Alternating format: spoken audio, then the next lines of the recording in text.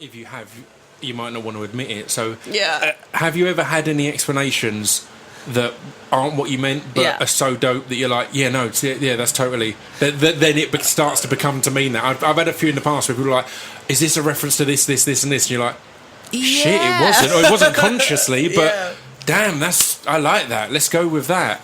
Have you ever had any of them that overthink it? Yeah. There's been a couple... and it's always really, no matter what, it's flattering, right? To have somebody overthink a lyric meant that they spent time in it. So first of all, it's mind-blowing. If you actually sit down and consider that, if you remember yourself growing up and listening on your headphones to Tracy Chapman as you're walking through Minneapolis, that someone else is having that with something that you have written. Right. And it's easy to get detached from that because it becomes a job. You're on tour, you're doing this, you put out records because you're not there when they're doing it. Yeah, exactly. You know what I mean? It is genuinely, if people are overanalyzing, it's like you need to a point step back and go, damn, that's beautiful that they're doing that. There was one song, it was called Into the Spin, that a couple of women had created like an environmental interpretation of, but it was a stance about the environment. And I remember thinking, what was my first reaction? Because I did feel like a little pang of failure. Yeah. Like, oh man, I didn't mean that. And then looking at their interpretation, well, shit, man, you've got a point. That's cool. So, it's good. Cool. The one time I've been uncomfortable with it, me and Dan were booked to play a festival. And we were doing like 3 festivals in that weekend, and we got to this festival, didn't realise that it was a very religious festival. Oh. And they'd booked us because of songs like A Letter from God to Man and things like this that are songs that we've written that have religion but aren't actually about religion. It's about society. It's using familiar religious structures to talk about society.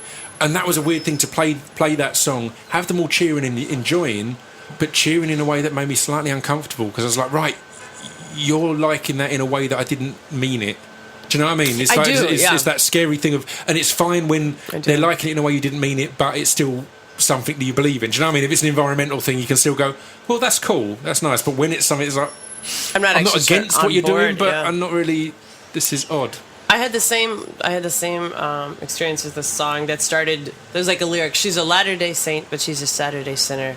And a couple Mormons came up. The members of the Church of Latter-day Saints. And were like, so are you Mormon? And I was like, oh shit! I just thought it was a clever sounded couplet. Cool. Yeah, exactly. There's so much stuff. I think that with certain lyrics, with tattoos, with all sorts of stuff. Often the explanation is, I thought it was cool. It sounded good. It was a nice thing. It doesn't always have to have the biggest, most intricate thing. And I think a lot of times, though, too, when we think something sounds cool, it's on some Malcolm Gladwell shit. It's like we're attracted to it in an instant and for reasons we can't explain, but sometimes for a lot of complicated reasons, right? Yeah, completely. And again, when people will misinterpret something in a way that is something still that's in your mental lexicon, there's a good chance that you did mean that in some way. Subconsciously, it's like, right, that was something that was in there and was rooted in it. And then for some of my friends even, and it's like, I always think it's a little... I'm worried about over-explaining things because I think it's also sort of like self-celebratory for an artist to get up and be like, here's my PowerPoint about this song. Yeah. But for a couple of songs, even that my friends have written, when I say, oh, what's that about? And they tell me, and I think to myself privately, like, no, it's not. No. You don't know that song's about your mom, or you don't know that song's about whatever. And in the same way, that's true, I'm sure, for me. Yeah, completely. This piece of fiction is the intro to destruction pieces. This piece of fiction is